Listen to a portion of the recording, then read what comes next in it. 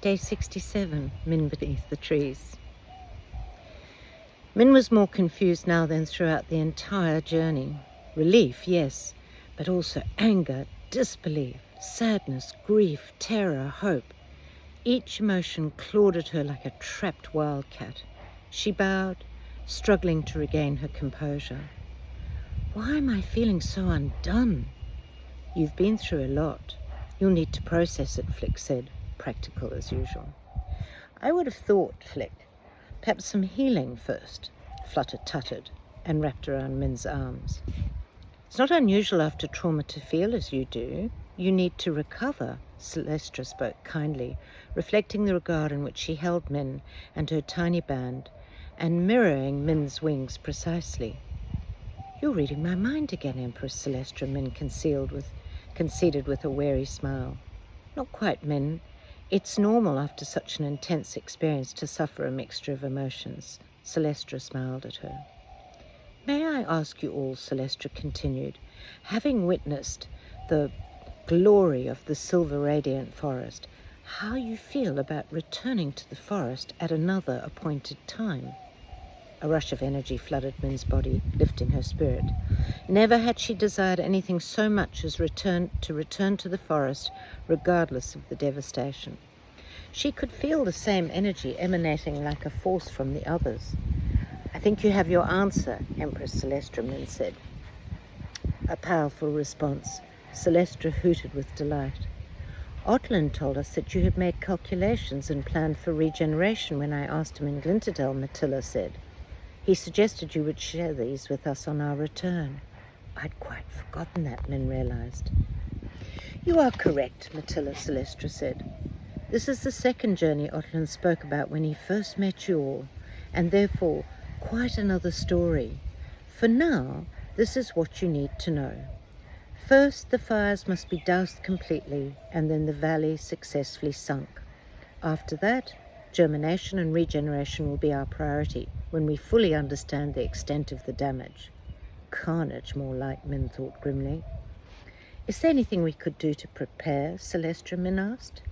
Yes, in the worst case, if our calculations are correct, and at the appointed time, we will need to raise an army of at least 5,800 tear-shedding glins. Min gasped. The number was incomprehensible to her, but a reader, the maths whiz, was on it. 5,800 lumens. Now that means, let me see. Each lumen holds and can shed 60 tears at a time, with a 2 eco gap required to replenish them. Let's say 6 ecos. We shed tears 3 times equals 180 tears each. Multiply that by 5,800 and aha, that's 1,044,000 seeds that require germination. Is that right? Celestra and the 9 glins looked at her astonished. That is extraordinary, Arida, and very close to what we had calculated, Celestra said. Exponential arithmetic, Arida said happily. I love this stuff. Min and the other glins remained open-mouthed, each with tears hovering on the brinks of their eyes. 1,044,000 trees that have perished, Min cried. Oh, red dunes and blue sky, I'm so sorry, Arida said as she realized the import of her mathematics. Please spare those precious tears, Celestra pleaded.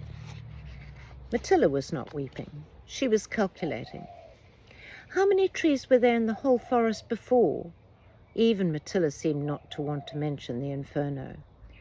Close to 2,300,000, Celestra answered. And what percentage of the whole forest is the new forest, Matilda asked. About 35%, Celestra replied. Arida's eyes lit up. So, if the entire new forest has survived, that means just over 803,000 trees. Precisely, Celestra said, impressed. I told you Arida was quite the mathematician, Fitler said. It's percentages, Arida said. She stood still for a moment, then she shouted, That's absolutely fantastic. If you subtract the number of trees that need to be regenerated from the whole, at least 450,000 old trees have been saved. Add back the new forest, and you have a total of over 1,250,000 trees that are still alive. Something like joy crept into Min's tangled mind. So many trees saved, but then again, so many lost. She was so numb she didn't know whether to celebrate or to weep. The others, responding to her reader's enthusiasm, were excited. Min wanted to be too, but there was too much in her heart and her soul that needed to rest and heal. We'll need mathematics lessons from you, reader, before we embark on whatever the second story is to be, she said quietly in an effort to join in the light-heartedness. Celestra nodded. For now, though, Otlin needs time to rest before he embarks on your homeward journey next sunrise. Why don't you take this time to explore and rest and eat and sleep and swim? Min's yelp stopped Celestra in mid-sentence. No, Celestra. I think I've had about as much experience of water as I can deal with right now. Perhaps this is the perfect opportunity for Radian and Luster to give you the first of those many lessons you promised yourself. And while you're at it, a reader can start her maths lessons too, Celestra said, her laugh of trilling hoots and sweet whistles like a beautiful melody. And I'll see you beneath the trees tomorrow.